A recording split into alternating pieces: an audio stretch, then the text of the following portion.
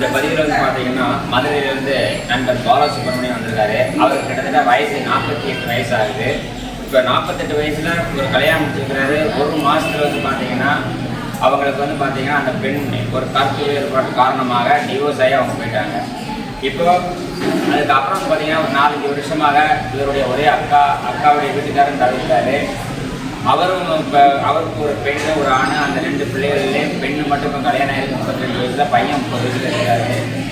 அந்த குடும்பத்துக்கு இவ்வளோ நாள் அவர் வந்து கொஞ்சம் கஷ்டப்பட்டு கொஞ்சம் அவர் உதவி பண்ணி கொடுத்துருக்காரு. இந்த நிலையில் வந்து இப்போ இவருக்கு ஒரு 48 வயசு ஆகிடுச்சு. நல்லா வாட்டு சட்டமாக நல்லா இருக்கிறாரு.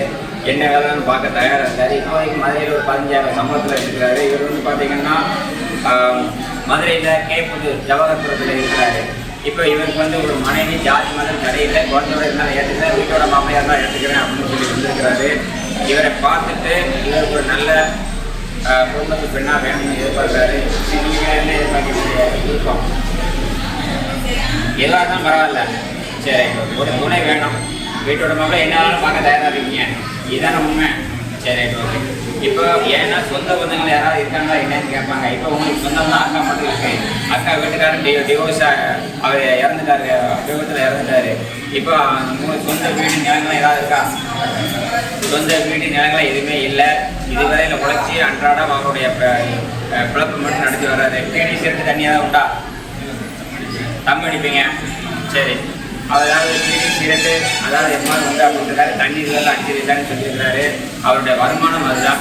என்னென்ன வேலை தெரியும்? வேலை பிரைவேட் வேலை தெரியும். கம்பெனியில் எப்படி இந்த மாதிரி வேலை? கோல்டு தயாரிக்கிற கம்பெனியில். சரி ரைட்டு. உங்களுக்கு ஏதாவது பொண்ணுட்டுக்காரங்க வந்தாங்கன்னா நான் உங்களுக்கு சொல்கிறேன், நீங்கள் முடிச்சு சந்தோஷமாக இருங்க. இப்போ இவருடைய ஐடி 284210 284210. இந்த மாப்பிள்ளை வந்து 1 மாதம் தான் வாழ்ந்துருக்கிறாரு. எந்த கெட்ட அளவுக்கும் இல்லை அப்படின்னு சொல்கிறாரு.